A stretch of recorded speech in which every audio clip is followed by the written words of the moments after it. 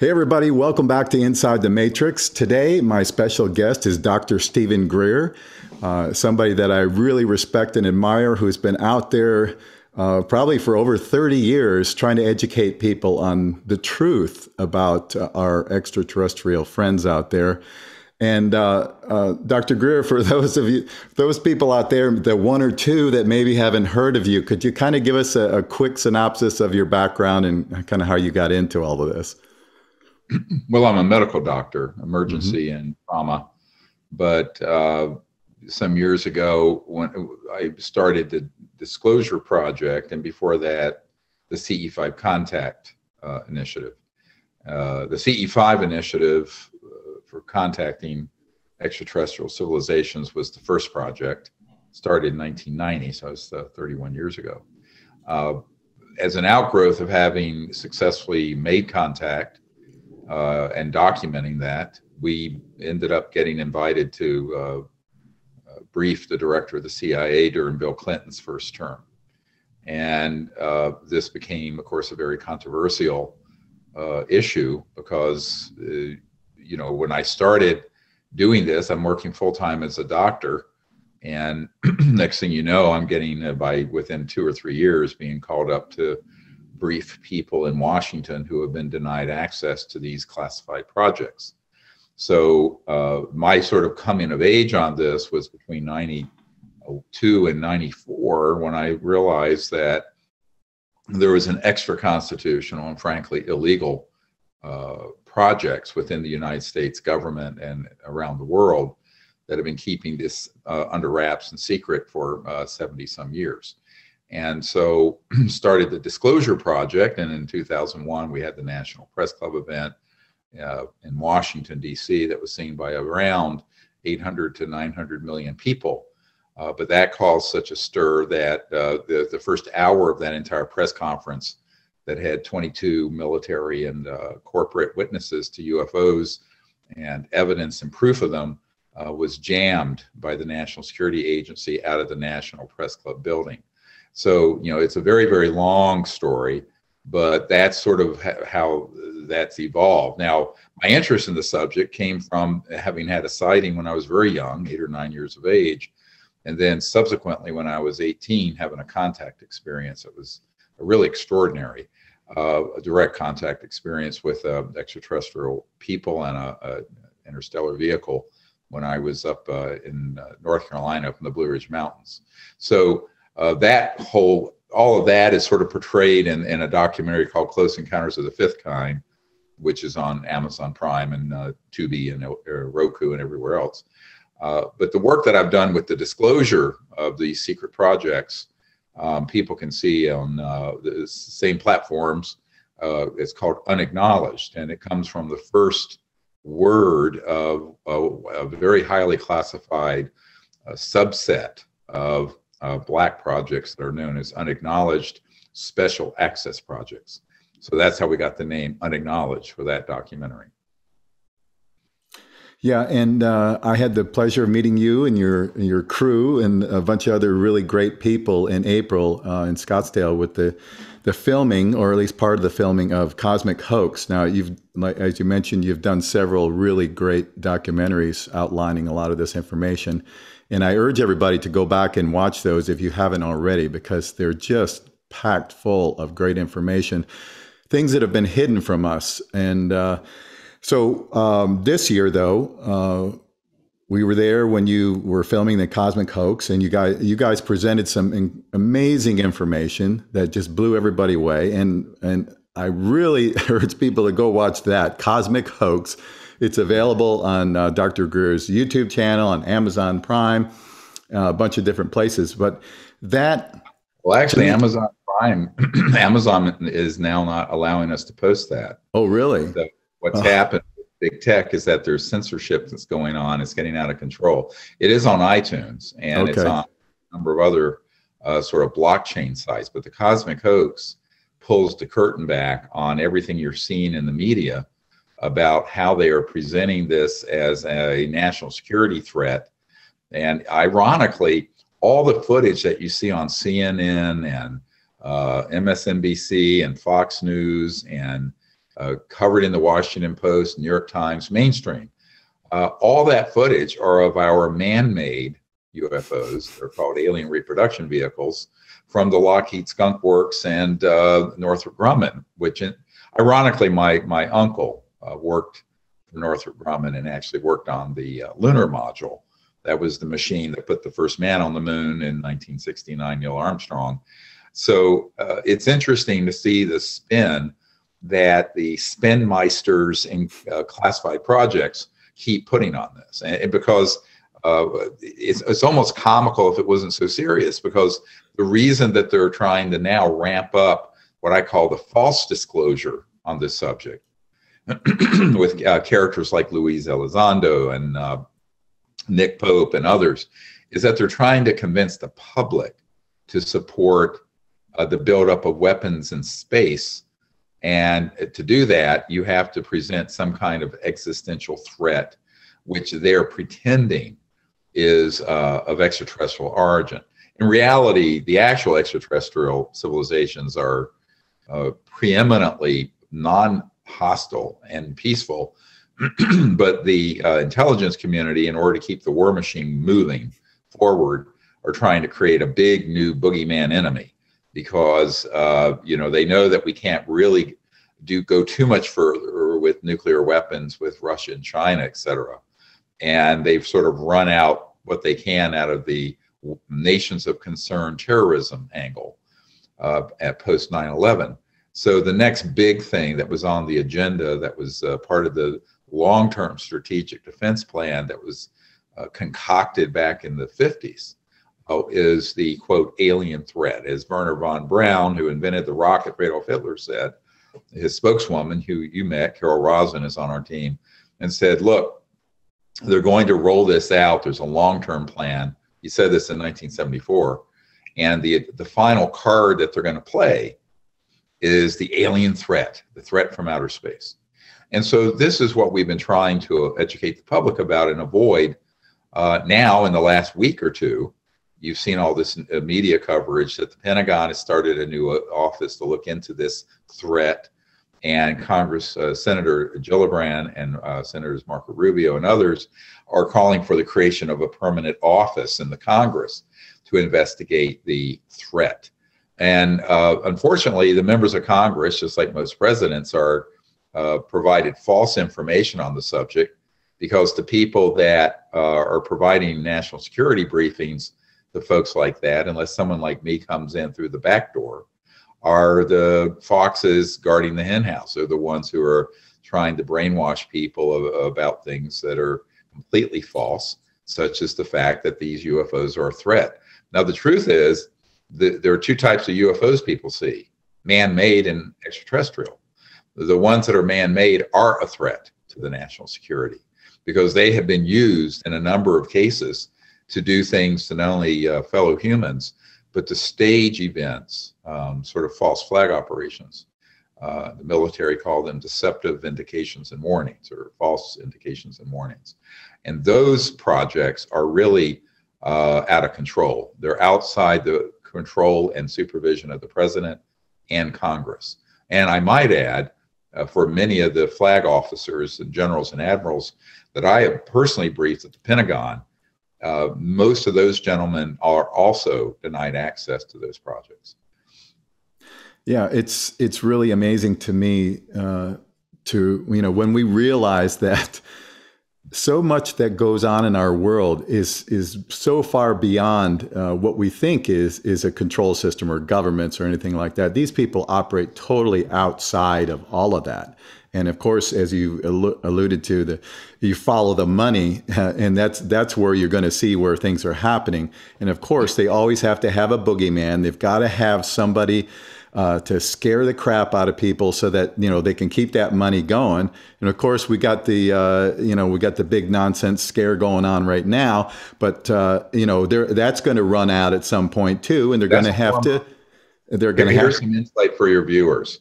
All the fear mongering going on with that, and everyone knows what we're talking about. Mm-hmm. I can only say so much. I'm a licensed medical doctor, still with an active license and DEA number.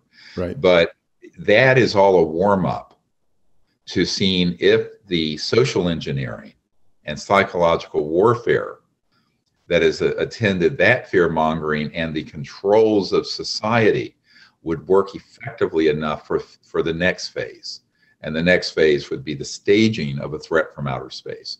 That's why after we released Unacknowledged 4 years ago, I don't know, a lot of people don't know this, on the black sites like Pirate Bay and the dark web and other sites, as well as on Netflix and Amazon, that documentary was seen by over 700 million people. 700 million. When that happened, they formed this TTSA group with a young man that I had briefed years ago and stayed here at my house in Virginia, Tom DeLong of Blink-182, and Lou Elizondo, who is a master of disinformation and counterintelligence at the Pentagon, to move this out into the mainstream media in what would, to most casual observers, including people in the UFO subculture, thought was an initiative for disclosure. But it wasn't. It was the fulfillment of what I wrote about in 1990s in a paper that's up on our website at SiriusDisclosure.com, SIRIUS disclosure.com, and it's called When Disclosure Serves Secrecy. And that was written, 20 plus years before this happened, and it predicts everything that's happened. And that is that they would put together an official, quasi-official, and now official disclosure that would have this spin that it's a threat to our national security and to the world, because that was always the long-term defense strategy in these unacknowledged special access projects, these deep black projects that are way beyond normal levels of just top secret special compartmented information, TSSCI. So I think that we knew this was going to happen at some point. The tipping point was going forward from the National Press Club event in 2001, 20 years ago. You were there in Scottsdale for the 20th anniversary of that. And then it was then going to accelerate as we began to do more and more disclosure, because we started with a couple of dozen military witnesses and whistleblowers. I now have 980. And so the kinds of information, and just on my YouTube channel, I think we have something like 6 or 7 dozen military and corporate witnesses to this, and documents, everything. So the media began to blacklist what we were doing. And now, with this current panic going on, they begun to blacklist even YouTube movies, and Amazon are beginning to blacklist what we're putting out there. In fact, the Unacknowledged and Close Encounters of the Fifth Kind, which were #1 documentaries on Amazon, on iTunes, on all these, have been denied placement on YouTube movies because their, quote, branding committee for advertisers have determined it too controversial. Now, it's interesting because that's all new. What I'm telling you here is breaking news. I found out from our distributor that the Cosmic Hoax was banned even from being placed on Amazon for rent or sale, which they don't block anything from that, and all kinds of stuff. So what's interesting is that the censorship that people have seen during the crisis of the last year and a half is now being used to test how much they can control information technology, IT and internet systems, to limit people's access to information, or at least marginalize it into the fringes of some blockchain sites and what have you.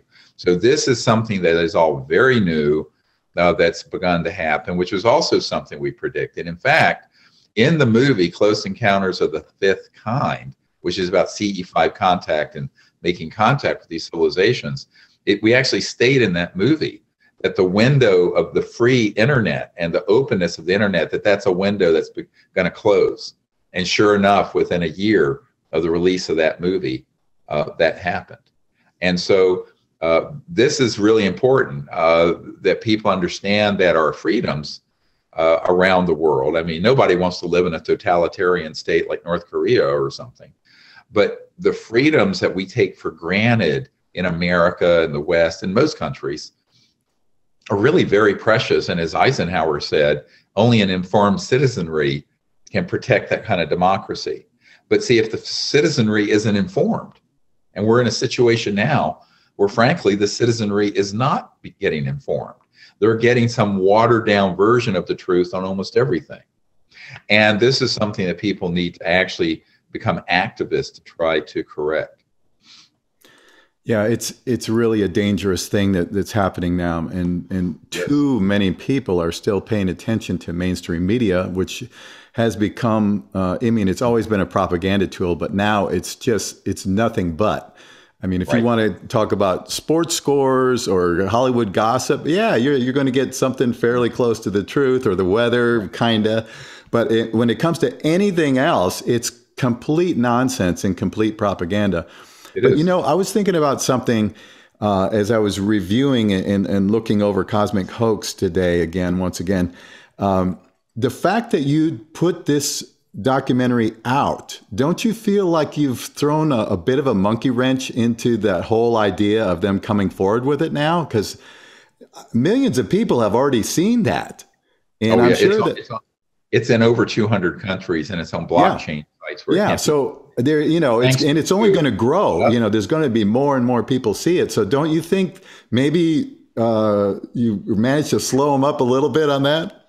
Oh, we did, because we released that July 4th, 2021, a few days after the Director of National Intelligence issued their non-report report on UFOs, or what the flavor of the month they're calling now UAPs. Notice they keep making up fake terms for these objects when they're not. Here's what's interesting about UAPs.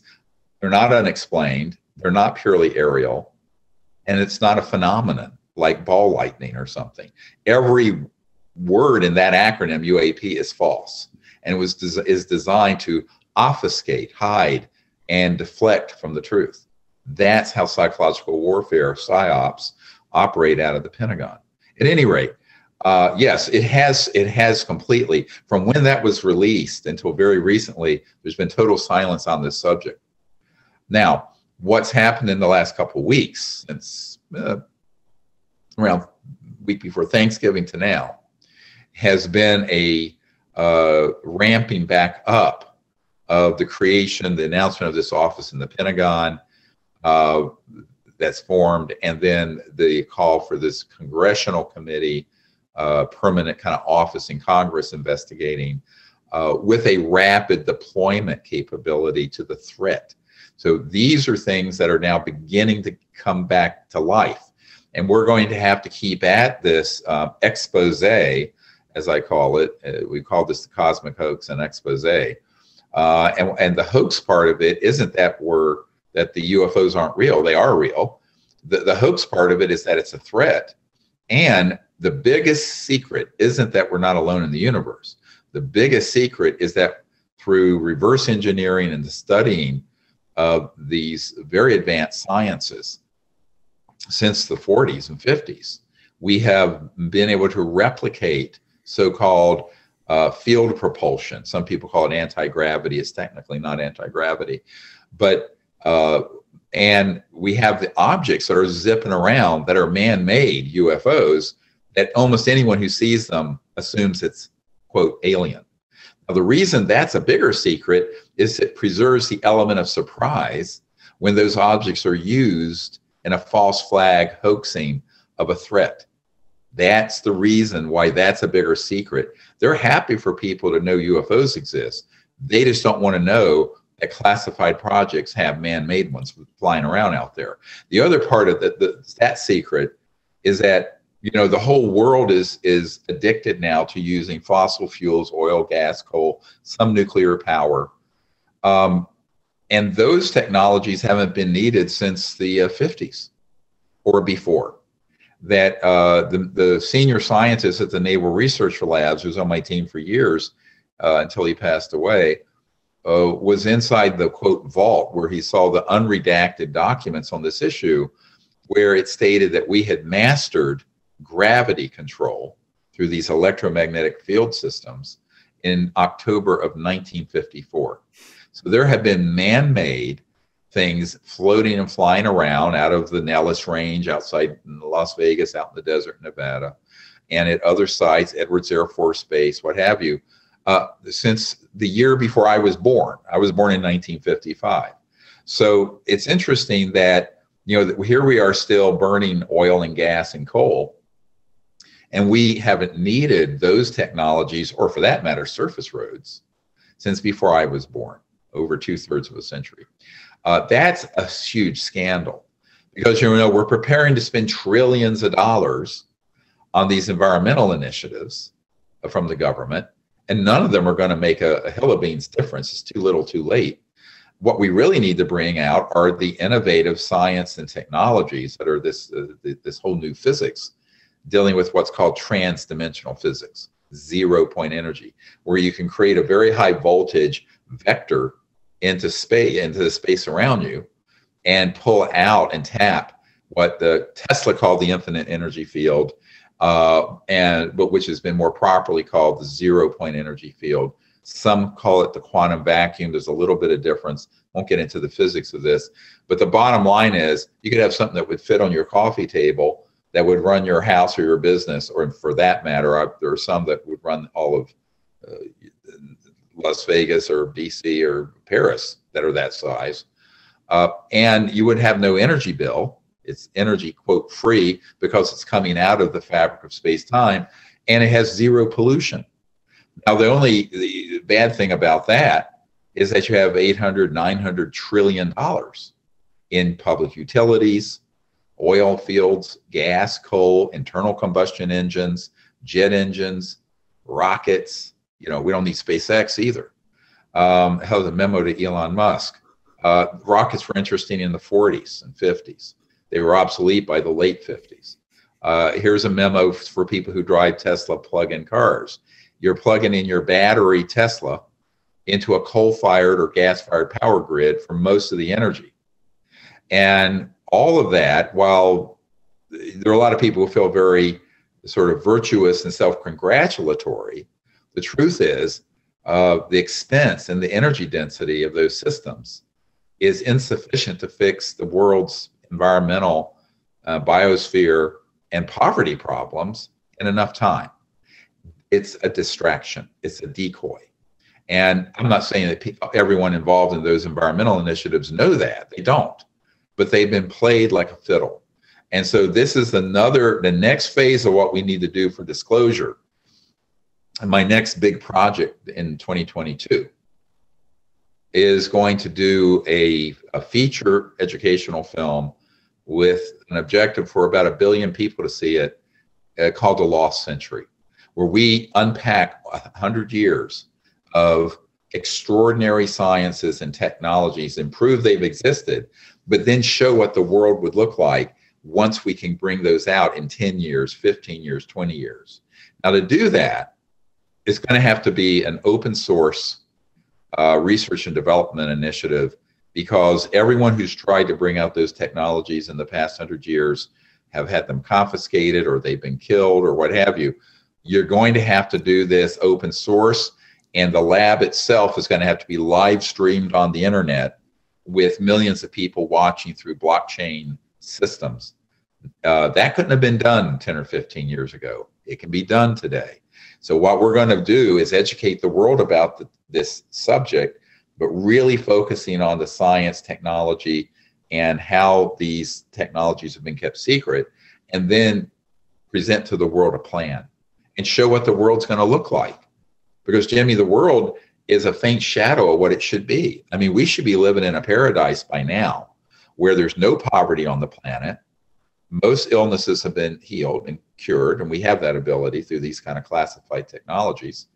There is no fouling of the air or water.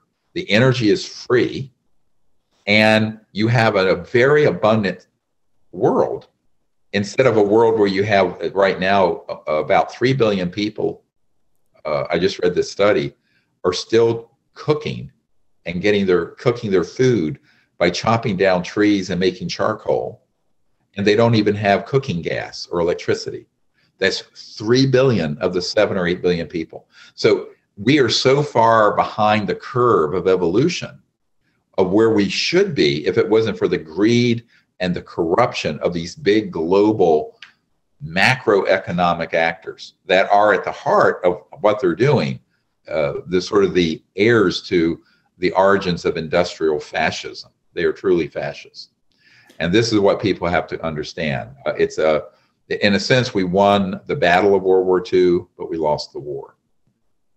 Yeah, I couldn't agree more that that's exactly what's happened. And the idea that if we have this free energy technology and the other hidden technologies, that is freedom. Because if everybody had their own free energy device for their house or for their business, and we had replicators to make food or systems to grow food with free energy, and we can create all of our own things, that's freedom. That's total freedom for everybody.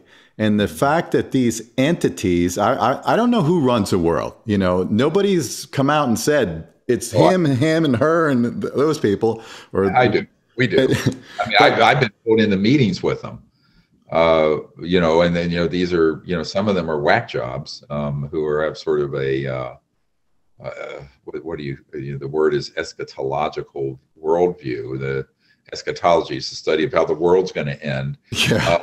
One of them said to me, he said, look, we really want to have World War III and an interplanetary war. So enough people are killed, and it's a big enough crisis like Armageddon that Christ will return on a cloud, blah, blah. I mean, these people, they're not wrapped too tight. They're bit insane. They're totally insane. Sort of and they live in a bubble of sort of a weird psychosis. But they, honest heart and soul, believe what I just said. I mean, I know this sounds wacky to a rational human being, but frankly, it's like Dr. Strangelove, that movie. Yeah. With wild, crazy scientists writing the nuclear missile down, going, yeah, that they're kind of like that, really. Yeah. No, I've spent some serious time with a number of people who are in this committee, the Majority Intelligence Committee, and this committee of folks from around the world that work on this. And it's I just listen when I'm at those. I would ask open-ended questions and do affirmative listening, and that's how in the 90s and 2000s up till now I've learned a great deal about how that is structured, what their agendas are. Now, keep in mind there are multiple agendas playing. There are some of them that are purely geopolitical, macroeconomic. As one admiral said to my team, we don't want to have to deal with this. It's too big of a change. Think about it. You bring out this information, and with it, the truth about the technologies and how they work. It was like the REM song, it's the end of the world as we know it. You're going to change everything about the economy and how society is currently working. Right now, we have a world of vassals or serfs, with a handful of, a few hundred people and corporations that really control the entire large economic system. If you pull in and bring in something that's a prime mover, like a new technology that puts into everyone's home and car, energy and the means of manufacture and the means of creating wealth. So it's not highly, highly centralized, which the current energy and industrial economy is. That changes everything else. Now, those changes would be very good for 99+% of humanity, but it would be very bad for the people who want to be in the catbird seat and run the show, because not only would literal power, energy, slip from their fingers and control, but figurative power, as in geopolitical power and power over people, would begin to dissipate from their control. So this is all about power and control, the secrecy related to this subject. Everyone thinks, oh, little green men, haha. No, the reason there's so much extraordinary secrecy around this issue, up to and including, the people I have personally briefed, like sitting CIA directors, sitting members of Congress, Senate Intelligence Committee members, the head of intelligence for the Joint Chiefs of Staff, Admiral Wilson, the head of the Defense Intelligence Agency, and on and on and on and on. I've personally done these briefings. All those people brought me in because they knew what we were putting out was true, but they were being denied access when they went through channels. Your listeners need to let this sink in. We're talking about the director of the CIA, the head of the Defense Intelligence Agency, which is like the CIA for the Pentagon. It's the top position. And when I met with the Minister of Defense of the United Kingdom and Australia and Canada, three of the Five Eyes countries, U.S., Canada, Australia, New Zealand, Great Britain, not one of them was briefed on these projects. And that's why they asked me to come in. And I said, look, when Lord Hill Norton, who had been Minister of Defense of Great Britain, asked me why they would have not told him, I said, because you're a good guy, you would not have stood for a fascist, illegal, and unconstitutional project that's keeping this from the public and also impoverishing half the world's population and killing millions of people a year unnecessarily through poverty, starvation, pollution. I said, you wouldn't have stood for it, would you? He says, no, I wouldn't. I said, that's why they didn't tell you. They only bring people into that system who are bona fide sociopaths, quite frankly. And I know people, I come across a bit strong on this, but I speak from direct personal knowledge. This is not a conspiracy theory I Googled off the internet. Yeah. This has been unfortunately, my goddamn life for the last couple of decades. And it's very difficult because most people don't realize, as an emergency doctor, I was shuttling from North Carolina, where I was, chairman of an emergency department, up to Washington to meet with these sorts of people. And one person after another told me the same story, that they were in these very high positions, but they were being denied access to these projects. Well, if that's not the very definition of illegal, unconstitutional, rogue operations, I don't know what is. So this is the problem. And this is also the problem with what's going on right now in the Congress and the Pentagon. Those people that are sincerely, I think Senator Gillibrand and Marco Rubio sincerely want to get answers, but they're never going to get them through the system because the system is hermetically sealed. The people they would have on their staff to look into this wouldn't be shown the first level of information on this subject. So that's one of the problems. This is why I'm actually starting an initiative to have a consultancy that's in Washington, engage us on behalf of the Congress and also people in the Pentagon formally to provide independent, non-governmental research and information to them, because they're never going to get it through the channels. They're never going to get it. And this has been going on since the 50s with the Robertson panel, the Project Blue Book. It was all window dressing. They were still, we're going to study what these things are in Project Blue Book in the 50s and 60s. Yeah. Guess what? We'd already K-12 and all that. Yeah, but we'd already captured these things and we're reverse engineering them and had copies of them that we figured out up flying around by the time Project Blue. That was a window dressing. It's a dog and pony show. And that's what's going on now. All this stuff you see on 60 Minutes and CNN, every single person they've had on those shows are people who are actually carrying the water for these covert, wittingly or unwittingly, for these covert projects, acting like, gee, we don't know what these are. One of the things I think is very funny is that there, in the Cosmic Hoax, people should go see that. There are three central lies that we expose. One is in all the mainstream media and all these ufologists that are on these shows keep saying, we don't know what these are, but we need to study them. It's a joke. We've known what they are since the 40s, 50s, even before. And the second thing they say is they couldn't be ours. We don't have anything like this. And then they'll trot out a Navy pilot or an Air Force pilot. Well, if you're flying a jet aircraft, and jets were first invented in the 30s, became widespread, later in 40s, 50s, 60s, you're not being read into electromagnetic field propulsion of a man-made UFO from a black project at the Lockheed Skunk Works. So to the pilot, this is an unknown, but it's not unknown. They just haven't been informed. They haven't been read into or briefed. So that's the other big lie. They'll have these people get up there and say, it couldn't possibly be something we have, our military, but it is. And the third big lie is that they're a threat to the national security, implying that these unknown objects, with the inference that they're from another world or dimension, are a threat to our national security, when in reality, the threat to our national security are covert human projects being run illegally. That's the threat to our national security. So the whole thing is 180 degrees opposite, upside down.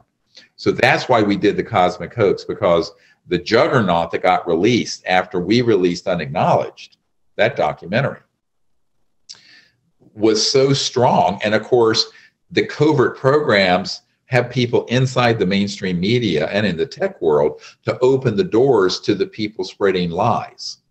And they'll keep the door shut to anyone who has the truth. That's the way this works. And we've known this, of course, since the 90s. But I think at this point, this is why the public is going to have, now that we have blockchain sites and other ways of getting information out, we're going to have to understand that a lot of sites that are controlled by large trillion-dollar tech companies are going to be just as shut down to the truth as the New York Times or Fox or any of the other networks, because they simply are not going to let the truth to come out in a big public information forum that could change public opinion. And, you know, we've seen that happen with this crisis over the last year and a half as well, that anyone who comes up with information that doesn't comport with the official narrative is banned, shut down, or deplatformed, or what have you. So this is something that people who are concerned about the future have to become more activist about, because being passive isn't going to work. There's going to have to be a peaceful revolution and resistance to that kind of totalitarian and fascist policy. Yeah, absolutely. We're in a spiritual war, as far as I'm concerned, and you know we are. And it's a war. It's an information war. It's a spiritual war. It's a war of consciousness as well. So we have a situation where, you know, if you think about these psychotic sociopaths and psychopaths that are running the world, they have their minions, okay? They've got the people that they've bought and paid for to carry out their plans. But really the hammer that they have military people and police. So my thinking is, look, we've got to get to those guys. We've got to talk to the men and women in uniform and say, look, hey, you need to understand that you took an oath to our Constitution, number one. Number two, if somebody gives you an order that's immoral, like telling you, oh, that guy's protesting against the government over there, you need to take a shot at him, or, you know, take him out or whatever. You know, that's the level that we have to really create an awareness and a higher consciousness at those order followers. Now, I'm not blasting the military, the police, because my dad was a cop at one point, and I totally respect what they do, because it's a very difficult and horrific job at times. But there comes a point when there's a line that's crossed by these so-called powers that be, where they tell these people, you know, you've got to enforce our edicts. And we're seeing that right now with the current situation, and we'll see it even more in the future. So it's definitely a situation of consciousness as well. And so that's something we need to address. And I'm really excited about the new documentary that you'll be working on next year. I think that's going to be fantastic. Now, before we go, though, I really want to get into a little bit the CE5 technology that you pioneered and what that's all about. So if you could share with our viewers, let's talk about CE5. Sure. You know, that's the best way to get an introduction to that is the documentary that came out last year called Close Encounters of the Fifth Kind, which is what CE5 stands for. So I started that project formally in 1990, but I had been having experiences with it since I was 18 in 1973. And what it is the understanding that interstellar civilizations, the real extraterrestrial civilizations, to communicate are using technologies that interface with the consciousness field and thought. And this gets into this whole discussion of the science of consciousness and what physicists call entanglement, or the entangled universe, where every point in space and time is connected to every other point in space and time, not through the speed of light or space, but through these more conscious dimensions that are more subtle and subtle and subtle energy. And so extraterrestrial civilizations have technologies that interface with what I call coherent thought, very directed thought emanating from a more expanded state of consciousness. So if you go to your app store, Google or Apple, you'll see that there's an app called CE5 Contact. And CE5 Contact is now being done by millions of people around the world. And everyone from Demi Lovato to Steven Tyler to William Shatner, who just went up in space in that Roman candle, have been using it, talking about it. But what's interesting is that very ordinary people can use these techniques that are meditative and then cross over into the ability to remote view, see with your consciousness, and then use a specific set of techniques to invite these ET beings to interact with you. And the kind of experiences happening by people all over the world is phenomenal. And we just have the tip of that iceberg in the documentary, Close Encounters of the Fifth Kind. But what's important about it is that you don't have to be Ingo Swann or a remote viewer at the CIA or me or anyone else. Anybody who is a human, who is awake, can become aware of awareness and expand their consciousness and use these techniques to make contact. If they have the right stuff, the right attitude, peaceful, non-prejudicial, prejudicial, and doing it for the right reasons. What we found is that it has nothing to do with one's education or supposed psychic abilities. It has more to do with what's in your heart and mind, what your intention is. And interestingly, what Dr. John, J-A-H-N at Princeton found, when he was doing the work with people thinking to random number generators and causing them to shift more to ones versus zeros or vice versa, is that any person pulled off the street can have that effect, where their consciousness field and thought, intentionality, can alter a random number generator, which is a type of a quantum machine. Interestingly, imagine extraterrestrial civilizations have transmitters and receivers that are, hundreds of thousands of years beyond that very accurately can convey and transmit and receive coherent thought, clear intended thought. So that's the foundation of the CE5 Contact protocols, and that's what's in the app. It's a training program that's on this app. From that, you can form a team. Like we tell people, get 3, 4, 5, 10 people that you're in sync with and get along with, and go out to remote areas and do this. You'd be very surprised what will show up above your head. In fact, I love the story of a Croatian truck driver who wrote to us not long ago, and he had the app, and he was just this burly dude, truck driver in Croatia, pulled over late at night to just take a rest, and was had the app playing and doing the meditation, and this extraterrestrial vehicle literally materializes to the left of his truck and floats right over the cab, and then dematerializes on the other side. And he writes in, and of course, we're getting thousands of these kind of reports. And in some cases, people actually get video or photos of it. What's very interesting is that kind of proves that there's a universality to this conscious field, that everyone it falls into all kinds of guru stuff and different, spiritual sects, and it gets very mythologized and all kinds of trappings all around it. In reality, it's very simple. I mean, the basis of it is the fact that consciousness is never fixed in space and time. This was proven decades ago, scientifically. It's a field that isn't limited by space and time, but that means that when you go into a quiet state of consciousness, which is what meditation helps you do, you can then operate from that level and see any place in space or time, looking back in time, forward, or any point in space, without the limits of the speed of light. Now, what we're using right here is at 186,000 miles a second, the speed of light. This is instantaneous. It's like, what's the speed of thought? What's the quanta of thought? And what is the consciousness field? Instantaneous, even if it's millions of light years away. That's why we had, if you look at this film, Close Encounters of the Fifth Kind, you'll see a picture of this ET that showed up at Joshua Tree National Park that's from the Andromeda Galaxy. It's 2.5 million light years from here.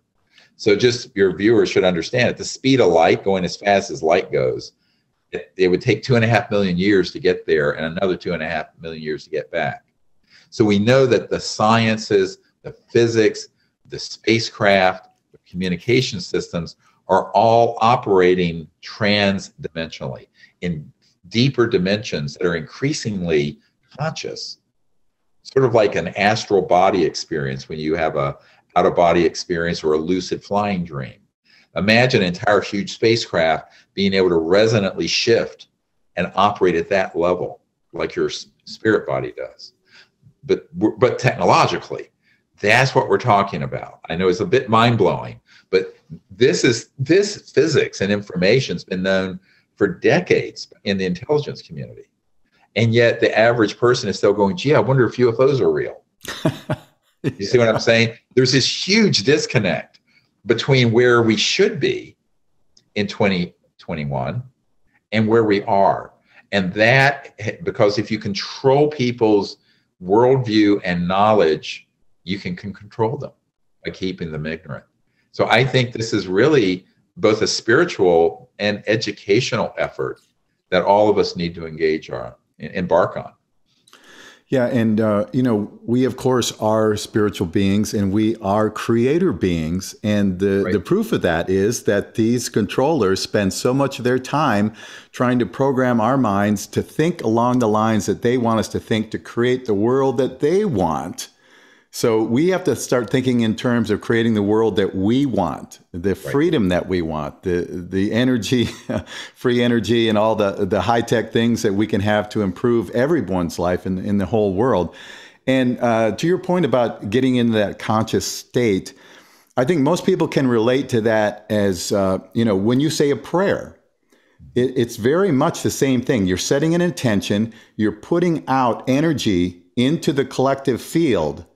And this is also the way you communicate, if I have this correct, right? Right. Well, and we're going to do this. This is the first thing I've done since we locked these dates today, April 8th, 9th, and 10th, outside Scottsdale, on the Native American lands. We're going to do a mass CE5 contact conference, and then on the last night, go out under the stars with hundreds of people. So people should get on our mailing list. You can get a free newsletter from our website, and you'll get notices about that. We have not actually set up the registration system yet, but we've locked in the facility and the date. So that's April 8th, 9th, and 10th, that weekend. Well, that's great. So they can go to SeriousDisclosure.com and find that, right? Not right now, but soon. Giving you probably in the next couple weeks, it'll be up. We don't have, we're still working on it. I just want people to think about it and put it on their calendars, because it's going to be a great event. We can only hold, I think 600 or 800 people where we've engaged the space, but we're going to also live stream it. So, and I'm hoping I can get some people like Danica Patrick and Aaron Rodgers and Demi Lovato and Steven Tyler, some other people who are well-known, involved, so that it can light up the whole metaverse, but also consciousness globally. So we do a global CE5 event that last night under the stars. But actually, the whole conference will be streamed for people who that sounds great. That sounds really exciting. And so that's breaking news. Okay. It sounds really good. I will put a link in the description below for everybody for Dr. Greer's website. So be on the lookout for that. Check back in a few weeks, and get on the mailing list so that you can keep informed of these events and things that are going on, and find out about the new projects that Dr. Greer is pioneering and the information that he's putting out to all of us. So Dr. Greer, thank you so much for being thanks for your help and support with us today. Jimmy has really been helpful and helping providing support for what we did with the Cosmic Hoax. And Great. you know, all of our documentaries have been crowdfunded, meaning that we don't have a corporate sponsor or a corporate entity censoring it. We have total control over putting the truth and the whole truth in them.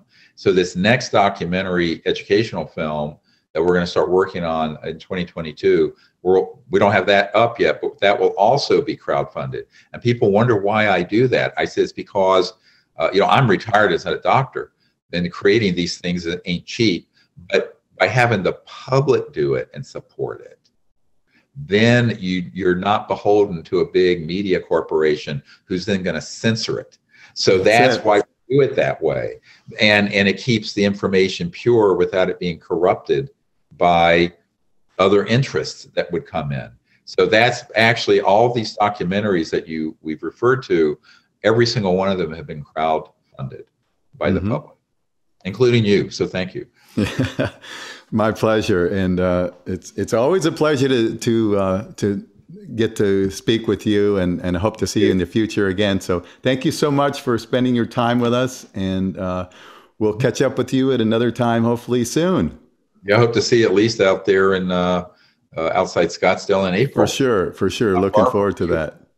All right. Take care. Thank you. All right. Thank you very much.